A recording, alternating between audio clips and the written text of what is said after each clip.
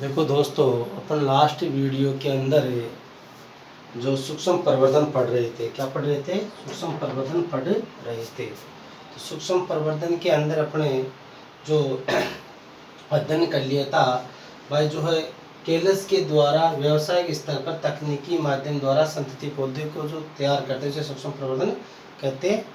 देखो, इस सूक्ष्म प्रवर्धन से क्या होता है कि पहले एक केलस तैयार किया जाता है। क्या तैयार किया जाता है? केलस से और इसमें केलस कट्टे उत्तक को लेते हैं और एक संवर्धन माध्यम पर रखते हैं प्रकृति में। कट्टे उत्तक पौधे से लिया गया भाग होता है, ठीक है। अब इसमें क्या होता है, इसमें विभाजन होने से जो है कोशिकाओं का समूह बन जाता है, विविध कोशिकाओं का समूह, जिसे क्या कहते हैं अपन? केलस कहते हैं। अब देखो, इस केलस को जो आगे जो है ये कोशिकाएं विविध होती है, इनको कोशिकाओं को निकाल करके जो है ना प्रकृति में व्यवस्थित कर देते हैं संवर्धन माध्यम पर, जिससे भ्रूण से जैसे रचनाएं बढ़ जाती है, छोटे पादप या पौध, उस पौध को जो दृढ़ीकृत करते जो पौधे होते हैं। अभी कहने का मतलब जो केलस है उसमें विभेदन होता है, और जो है केलस में तो क्या होता है? विभेदन होता है, और प्रोभाग में जड़ विभाजन द्वारा नए पौधे बन जाते हैं। जड़ विभाजन द्वारा नए पौधे बनते हैं, जड़ विभाजन द्वारा नए पौधे बनते हैं। फिर उनको जो है दृढ़ीकृत करके और वातानुकूलित स्थान पर स्थापित कर दिया जाता है। इसे सूक्ष्म प्रवर्धन कहते हैं। क्या कहते हैं? सूक्ष्म प्रवर्धन कहते हैं। अब इसमें तो उदाहरण क्या है इसके सूक्ष्म प्रवर्धन के? उदाहरण क्या है? आर्किड है, ग्लोड्यूलस है, होते हैं। इसमें उदाहरण क्या है? उदाहरण इसमें आर्किड है,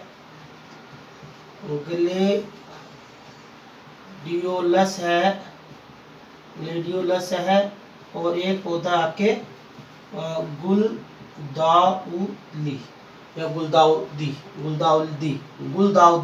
ये इसमें उदाहरण है। गुलदाउदी आदि क्या है इसमें उदाहरण है? गुलदाउदी, ये क्या है इसके उदाहरण है? किसके? जो है सूक्ष्म प्रवर्धन के। ठीक है दोस्तों, तो ये सूक्ष्म प्रवर्धन के उदाहरण है। तो ये सूक्ष्म प्रवर्धन तो कंप्लीट होता है। आगे अपन जो नया टॉपिक स्टार्ट कर रहे हैं, अपन जो है बहुभ्रूणता। क्या स्टार्ट कर रहे हैं? बहुभ्रूणता।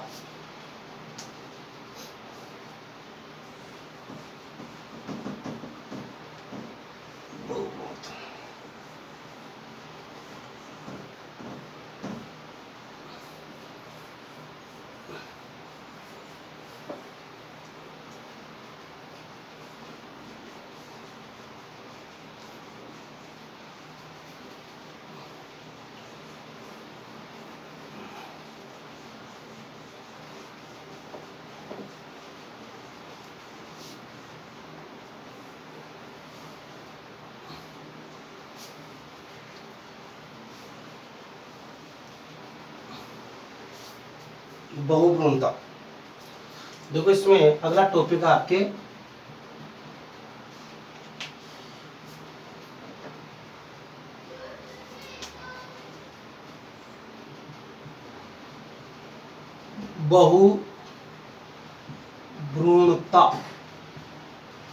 बहुभ्रूणता।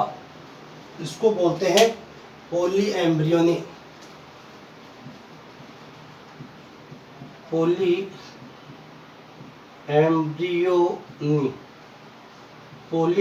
बहुभ्रूणता या पॉलीएम्ब्रियोनी।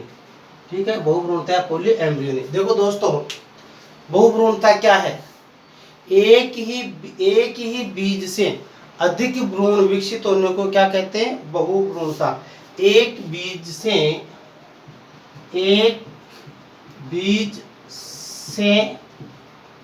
अनेक भ्रूण विकसित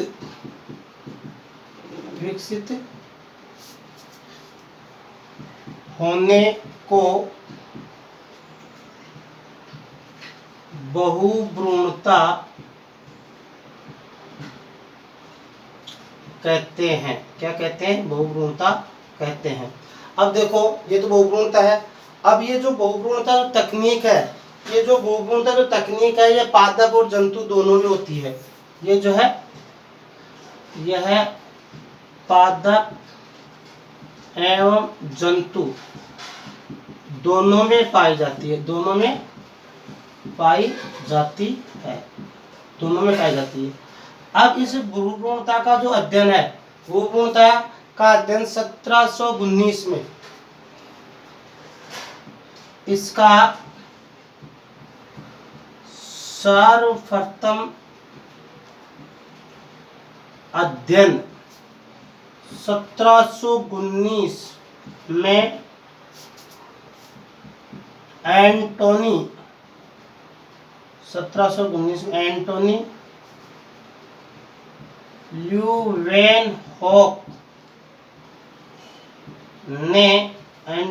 ल्यूवेनहॉक ने संतरा पादप में किया, संतरा पादप में किया। देखो, लेकिन ये जो सर्वाधिक सिट्रस में पाई जाती है, सर्वाधिक सिट्रस नींबू में पाई जाती है, नींबू में पाई जाती है। अब देखो, इसमें सर्वाधिक नींबू में पाई जाती है, सिट्रस में, और इसके बाद में क्या है, ये नींबू सिट्रस में पाई जाती है। अब ये क्या है कि ये मुख्यतः किनका, अनार्थ बीजियों का गुण है, मुख्यतः अनार्थ बीजी, मुख्यतः अनावर्त बीजियों में पाई जाती है। लेकिन किसमें, नींबू, जामुन, प्याज और आपके जो है क्रोटोलेरिया आदि में भी, तंबाकू आदि में पाई जाती है। लेकिन नींबू, प्याज, तंबाकू, जामुन एवं क्रोटोलेरिया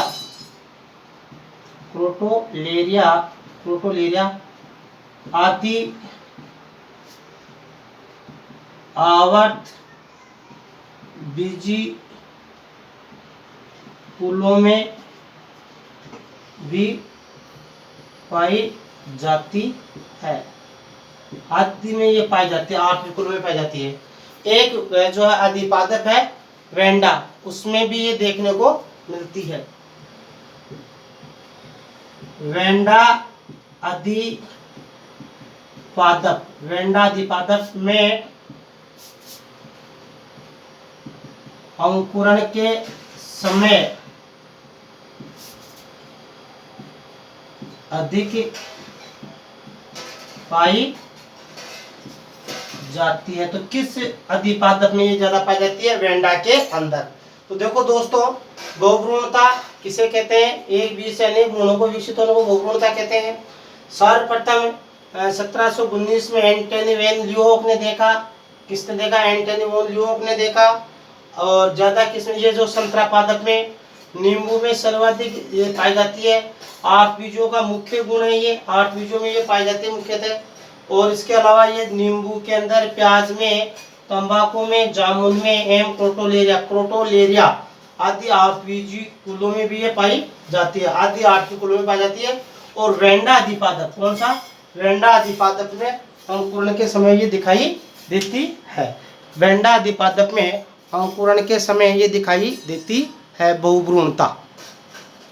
देखो, इसमें बहुभ्रूणता का मतलब क्या होता है, ये जैसे मान लो, जैसे ये बीज है, ये बीज है, इसमें ये बीज है, ये तो ये कोई बीज है। अब इस बीज, ये क्या है, बीज,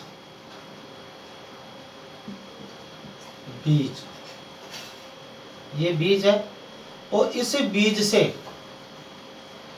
अनेक भ्रूण विकसित हो गए, अनेक, ये क्या विकसित हो गए, भ्रूण विकसित हो गए।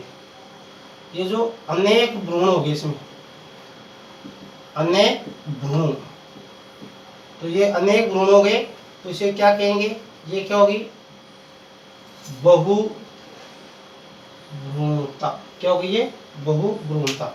मतलब इसमें क्या हो गए, अनेक बीज बन गए, तो इस अनेक बीज बनने को क्या कहेंगे अपन, बहुभ्रूणता। ये अनेक बीज बन गए तो ये क्या हो गई, बहुभ्रूणता। ये जो बहुभ्रूणता, ये से बहुभ्रूणता हो गई है, बीज में अनेक भ्रूण विकसित हो गए, इसे क्या कहेंगे, बहुभ्रूणता। बहुभ्रूणता ये होगी। ठीक है, तो इस प्रकार ये जो आपकी बहुभ्रूणता है।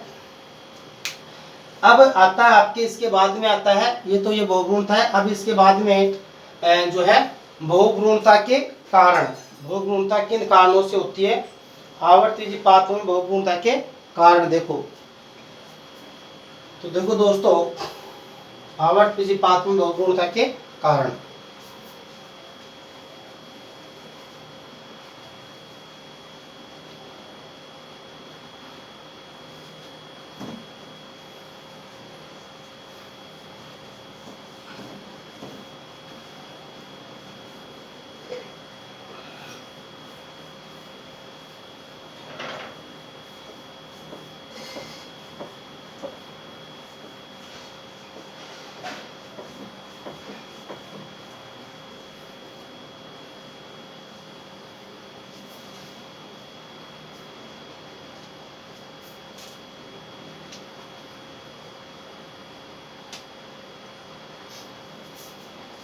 बहुभ्रूणता के या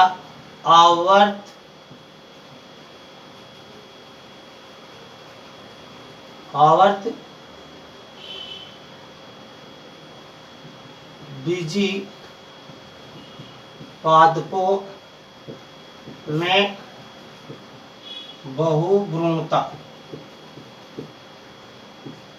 आवर्त बीजी पादपों में बहुभ्रूणता के कारण, आवर्त बीजी पादपों में बहुभ्रूणता के कारण,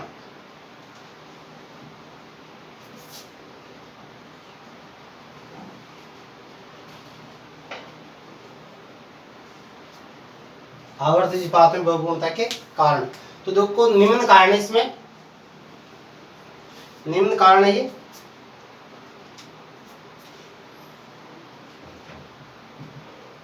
निम्न कारण। पहला तो देखो इसमें, पहला क्या है, विदलन या प्राक भ्रूण के विदलन से, प्राक भ्रूण के विदलन से, प्राक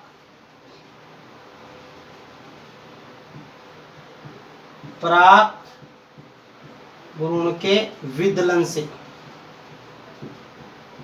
मतलब जो पहले जो भ्रूण होता है उसमें बार बार विभाजन होता है, विदलन से मतलब विभाजन होने से, बार बार विभाजन होने से अनेक भ्रूण बन जाते हैं। दूसरा कारण क्या है कि मान लो इसमें जो है भ्रूणकोश में, भ्रूणकोश में जो है, इसमें जो है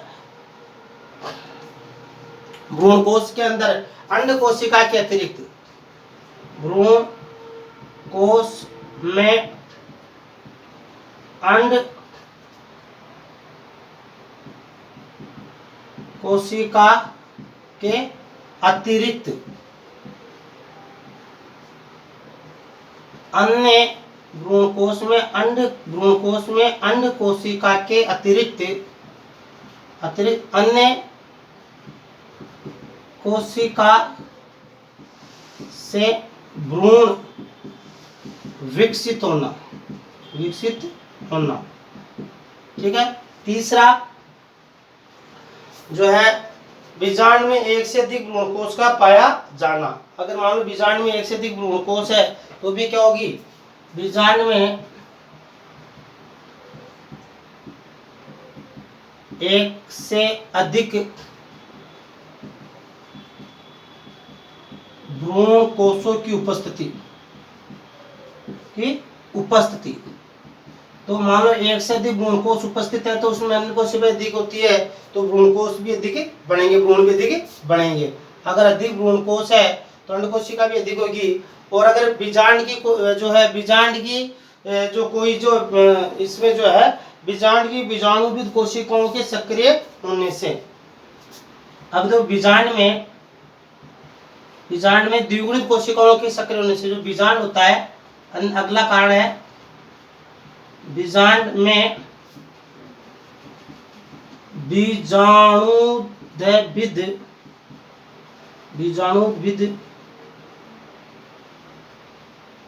बीजांड में बीजाणुविद कोशिकाओं की सक्रियता, बीजाणुविद कोशिकाओं की सक्रियता। तो प्राक भ्रूण के विदलन से भ्रूण कोशों में अंड कोशिका के अतिरिक्त अन्य कोशिका से भ्रूण विकसित होना, बीजांड में एक से अधिक भ्रूण कोशों की उपस्थिति, बीजांड में बीजाणुविद कोशिकाओं की सक्रियता, ये जो है इसके क्या है, भ्रूण विकास, जो बहुभ्रूणता के क्या है, कारण है, बहुभ्रूणता के कारण है। अब आता है देखो इसके बाद में आपके जो बहुभ्रूणता के प्रकार या बहुभ्रूणता का वर्गीकरण, बहुभ्रूणता का प्रकार या बहुभ्रूणता का वर्गीकरण। तो इस प्रकार अपन वर्गीकरण भी पढ़ेंगे, अपन बहुभ्रूणता का वर्गीकरण भी पढ़ेंगे, बहुभ्रूणता का वर्गीकरण भी पढ़ेंगे। ठीक है, तो ये तो हो गया इसमें कारण। प्राग भ्रूण के विदलन से भ्रूण कोश में अंड कोशिका के अतिरिक्त अन्य कोशिका के से भ्रूण का विकसित होना, बीजांड में एक से अधिक भ्रूण कोशों की उपस्थिति, तो भ्रूण कोश अधिक होंगे तो अंड कोश अधिक होगी तो भ्रूण बनेंगे, बीजांड में बीजाणुविद कोशिकाओं की सक्रियता आदि। तो ये देखो इसमें आपके जो इसके क्या है, कारण है। अब आगे देखो, अपना आगे लेंगे बहुभ्रूणता का वर्गीकरण या प्रकार।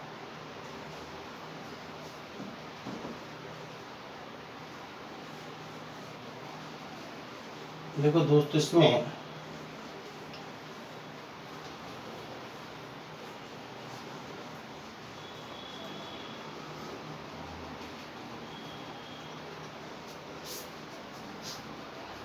बहुभ्रूणता का वर्गीकरण।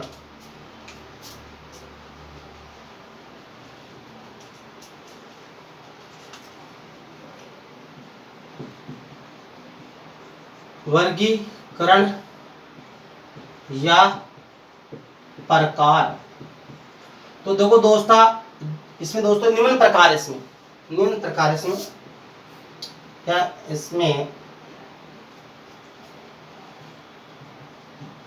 निम्न प्रकार, पहला प्रकार तो जो क्या है इसमें, या पहला जो वर्गीकरण, पहला पॉइंट क्या है इसमें, पहला तो क्या है, विदलन बहुभ्रूणता। क्या है पहला इसमें, विदलन बहुभ्रूणता, विदलन बहुभ्रूणता।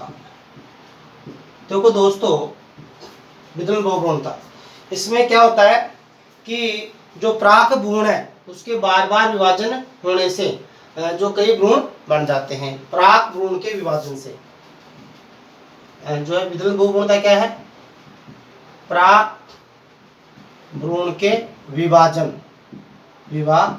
से। तो देखो, एक पौधा होता है, पराग भ्रूण के विभाजन से अनेक भ्रूणों को वह विकसित होता है। एक पौधा होता है आपके यूलोफिया नामक आर्किड पादप है। कौन सा उदाहरण इसमें, यूलोफिया पूछ लिया जाता है, यूलोफिया नामक आर्किड, यूलोफिया नामक आर्किड पादप में तीन प्रकार से। अब तीन प्रकार से कैसे, तो देखो इसमें पहला तो है तीन प्रकार से, पहला तो क्या है, युग्मनज, जो युग्मनज जो है पिंडनुमा संरचना होती है, युग्मनज पिंड में बार बार विभाजन से, युग्मनज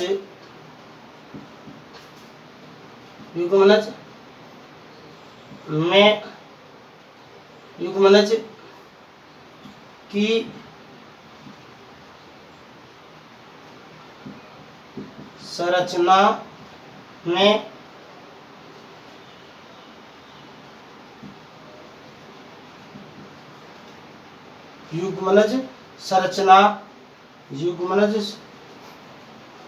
युग्मनज की जो है इसमें एक पिंडनुमा संरचना होती है, युग्मनज एक पिंडनुमा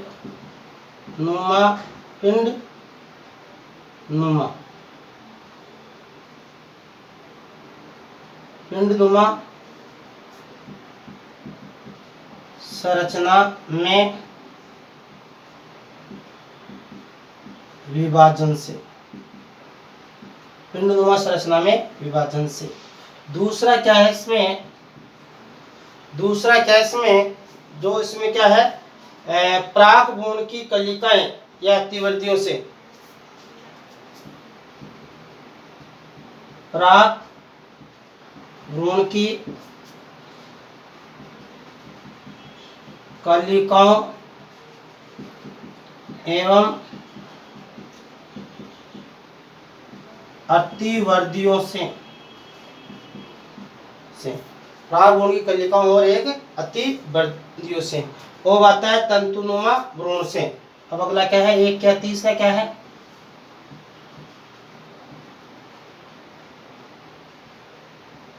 तंतुनुमा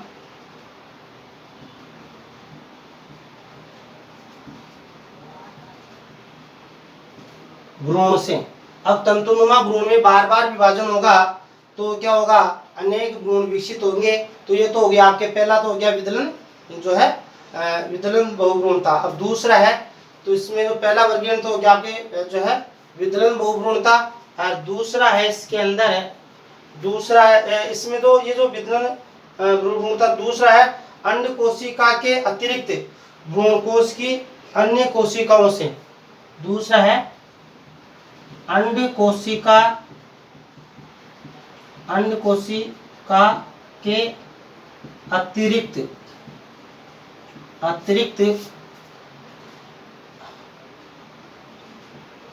अन्य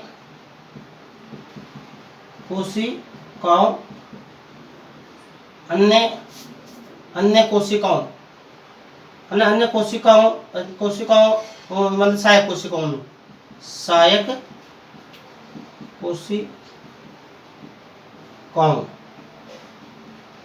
से। अब देखो ये जो सहायक कोशिकाएं होती है, ये निषेचित और अनिषेचित दो प्रकार की होती है। अन्य कोशिकाओं से ये कौन कौन सी होती है, तो इसमें अगर मान लो ये जो है निषेचित और अनिषेचित, अगर मान लो इसमें निषेचित द्विगुणित कोशिका से, निषेचित, अब इसमें निषेचित एवं अनिषेचित। अब मान लो इसमें निषेचित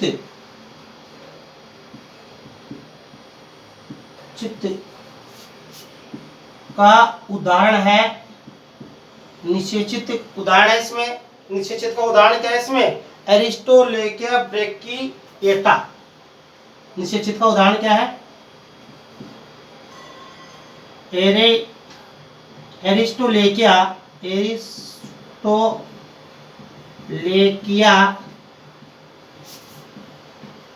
ब्रैकिएटा,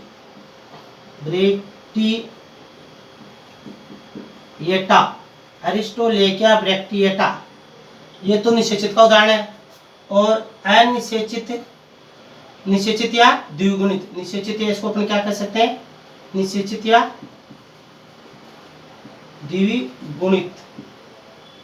द्विगुणित का उदाहरण तो क्या है, और अनिषेचित या अगुणित, अनिषेचित या अगुणित। अब अनिषेचित अगुणित का उदाहरण क्या है इसमें, अनिषेचित या अगुणित का उदाहरण क्या है इसमें, Argemone Mexicana, Argemone Mexicana, Argemone Mexicana, ये इसके है निषेचित या अगुणित का उदाहरण क्या है इसमें, आर्जीमोन मैक्सिकाना। ठीक है, तो ये तो हो गया, इसमें अभी दो प्रकार का है देखो। अब इसके बाद में जो है अगला अपन लेते हैं, अगला जैसे मान लो इसके अंदर अगला जो है आपके ये जो है, अगर मान लो ये तो दो प्रकार से हो गई। अब इसमें जो अगली जो टॉपिक है, अगला जो रचना है आपके, तो वो जो है इसमें अगली जो रचना है वो जो है आपके बीजांड में एक से अधिक भ्रूणकोशों को विकसित होने से। तो दो तो हो गई इसमें, मतलब ये चार प्रकार से, निम्न चार प्रकार से, निम्न ये जो वर्गीकरण निम्न चार प्रकार या निम्न प्रकार या निम्न चार प्रकार से है ये विदलन बहुभ्रूणता। विदलन बहुभ्रूणता का जो यूलोफिया नामक आर्किड पौधों में देखने को मिलती है। ये जैसे युग्मन से पिंडनुमा संरचना विभाजन से प्राक भ्रूण की कलिकाओं या अतिवृद्धियों से तंतुनुमा संरचना से, ये तो हो गया यूलोफिया में। फिर अंड कोशिका अन्य कोशिका भाग लेती है, जैसे सहायक कोशिका। अब ये दो प्रकार की हो सकती है, निषेचित और अनिषेचित। निषेचित होती हो तो एरिस्टोलेकिया ब्रैक्टिकेटा उदाहरण है। अनिषेचित तो आर्जिमोन मैक्सिकाना है। अब इसमें जो तीसरा ही आता है, तीसरा जो आपका आता है इसमें जो है बीजांड में एक से अधिक भ्रूणकोशों की उपस्थिति। तीसरा क्या है? बीजांड में एक से अधिक भ्रूणकोशों की उपस्थिति। तीसरा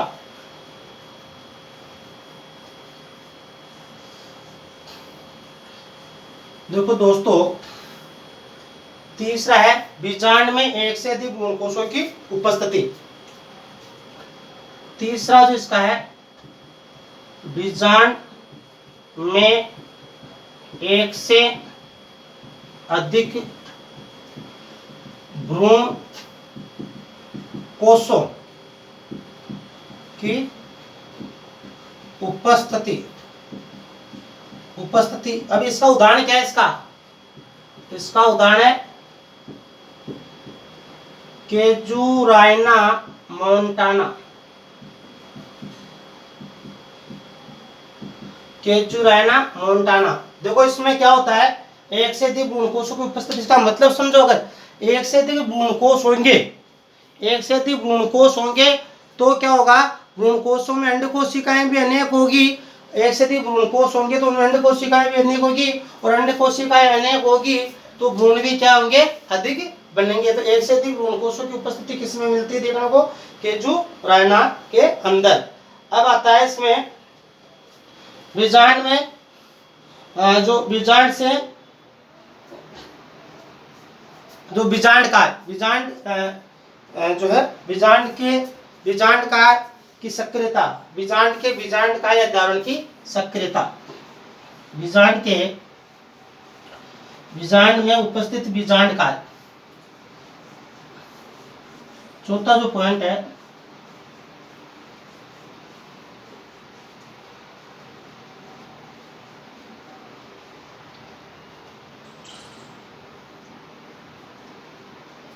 देखो चौथा इसमें बीजांड में उपस्थित बीजांड काय या फिर अध्यावरण से। अब इसमें क्या होगा, तो देखो बीजांड में उपस्थित बीजांड काय अध्यावरण से, तो अगर उपस्थित जो रचना होगी और उसके सक्रिय होने से क्या होगा, भ्रूण बनेगा। सक्रियता इसमें जो है बीजांड और बीजांड में उपस्थित बीजांड काय और अध्यावरण से, बीजांड काय या अध्यावरण से विकसित भ्रूण को अपस्थानिक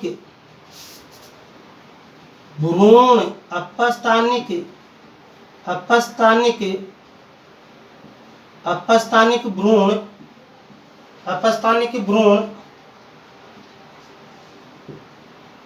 बीजांड काय या अध्यावरण से विकसित भ्रूण को अपस्थानिक भ्रूण कहते हैं, तथा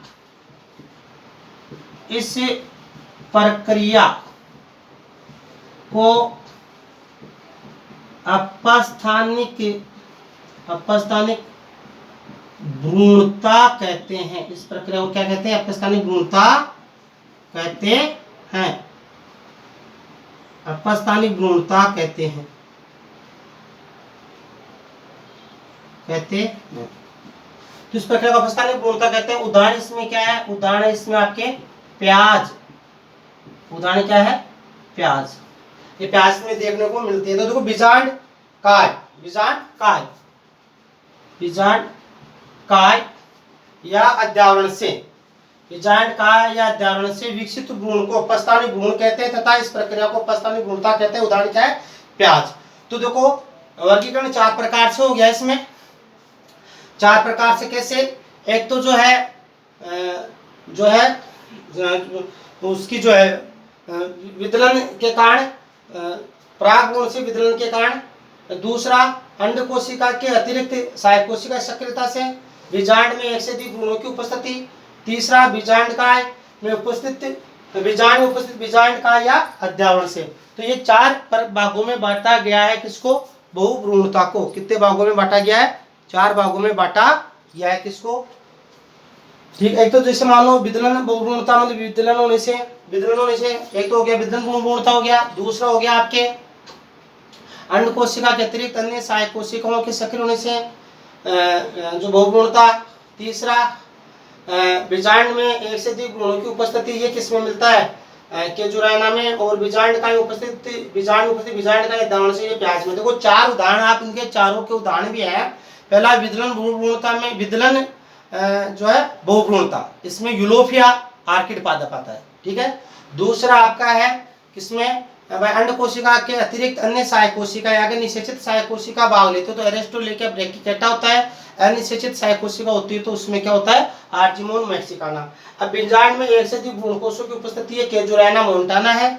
और ये बीजांड में उपस्थित बीजांड का या अध्यावरण से, तो इसका उदाहरण क्या है, प्याज है। इसे अपस्थानिक भ्रूणता भी कहते हैं इस प्रक्रिया को। और भ्रूण को क्या कहते हैं, अपस्थानिक भ्रूण कहते हैं। अगर बीजांड काय और अध्यावरण भ्रूण निर्माण में भाग लेता है तो इसे अपस्थानिक भ्रूण तथा इस प्रक्रिया को अपस्थानिक भ्रूणता कहते हैं। तो देखो ये टॉपिक था। अब आपके अगला जो टॉपिक है वो है आपके जो है बहुभ्रूणता की सतर्कता या महत्व, बहुभ्रूणता की सतर्कता, सार्थकता या महत्व।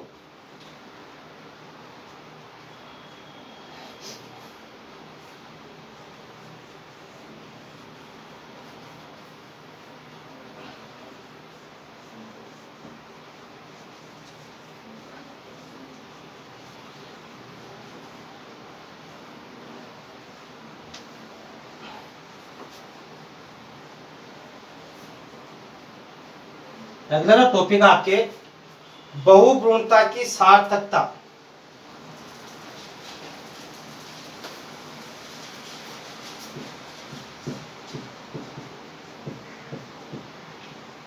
सार्थकता या महत्व, बहुभ्रूणता की सार्थकता या महत्व। तो देखो दोस्तों, बहुभ्रूणता की सार्थकता और महत्व, इसमें या तो सार्थकता आ सकता है या महत्व आ सकता है। तो कैसे भी क्वेश्चन बोल सकता है, ये लास्ट टॉपिक इस पार्ट का, बहुभ्रूणता की सार्थकता या महत्व। तो देखो इसमें जो है पहला जो पॉइंट है वो क्या है, इसमें पहला पॉइंट क्या है, बीजांड काय में विकसित, बीजांड काय में देखो पहला पॉइंट क्या है, बीजांड काय से विकसित भ्रूण क्या होते हैं, समरूप होते हैं। बीजांड काय से विकसित भ्रूण समरूप होते हैं। दूसरा क्या है, बीजांड काय से विकसित भ्रूण क्या होते हैं, ओज से भरपूर होते हैं। बीजांड काय मतलब इससे होता अपस्थानिक भ्रूण था। बीजांड काय से विकसित भ्रूण ओज से भरपूर होते हैं। ओज से क्या होते हैं, भरपूर होते हैं। अगला क्या है, इसमें ये रोग रहित होते हैं। क्या होते हैं ये, बीजांड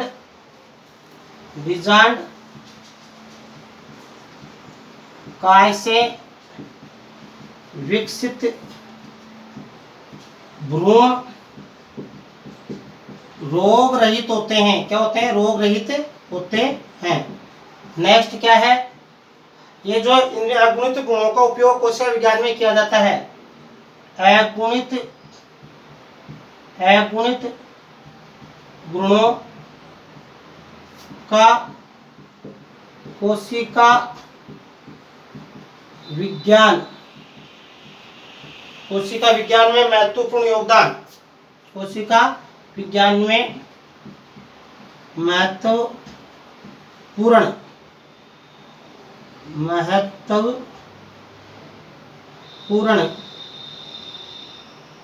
महत्वपूर्ण क्या है? योगदान।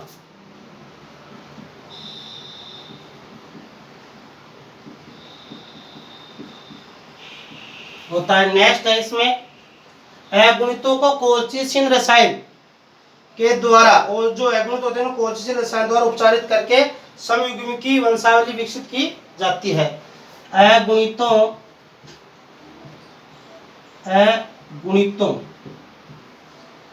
को कोल्चिसिन रसायन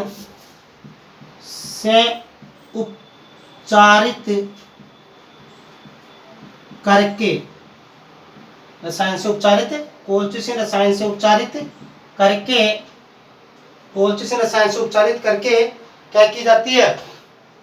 समयुग्मी वंशावली करके समयुग्मी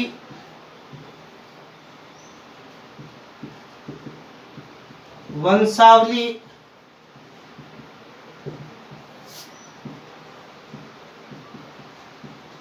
विकसित की जाती है।